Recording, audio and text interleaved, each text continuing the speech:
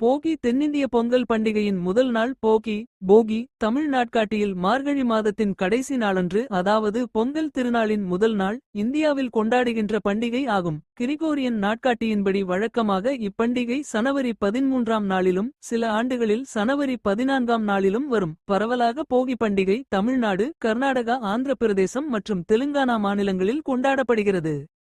வகை ஆண்டுதோறும் முக்கியத்துவம் இடை குளிர்கால பண்டிகை கொண்டாட்டங்கள் பழையனவற்றை தீயிடல் காப்பு கட்டு நாள் மார்கழி 30 தொடர்புடையன சங்கராந்தி பொங்கல்.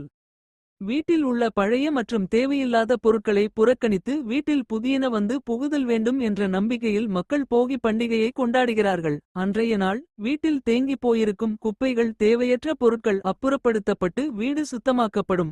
4 இவற்றோடு பழைய பழக்கங்கள் ஒழுக்கக்கேடுகள் உறவுகளிடம் ஏற்பட்ட மனக்கசப்புகள் போன்ற வேண்டத்தகாத எண்ணங்களையும் ருத்ரகீதை ஞான யக்ஞம் என அழைக்கப்படும் அக்னி குண்டத்தில் எரிந்து பொசுக்கி வீட்டை மட்டுமல்ல மனதில் இருக்கும் தீய எண்ணங்களையும் தவறான எண்ணங்களையும் நீக்க வேண்டும் என்பது இதில் உள்ள தத்துவமாகும். பல்வேறு தெய்வீக குணங்களை தூண்டுவதன் மூலம் ஆன்மாவை உணர்தல் ஆன்மாவை தூய்மையாக்குதல் போன்ற செயல்பாடுகளை இப்பண்டிகை பிரதிபலிக்கிறது. பெரும் பொங்கல் மகர சங்கராந்தி மற்றும் லோரி எனப்படும் பண்டிகைக்கு முந்தைய நாளில் போகி பண்டிகை கொண்டாடப்படுகிறது. இதையொட்டியே பொங்கலுக்கு முன் வீட்டிற்கு புது வர்ணம் பூசி கோலம் இட்டு அழகுபடுத்துவது வழக்கம்.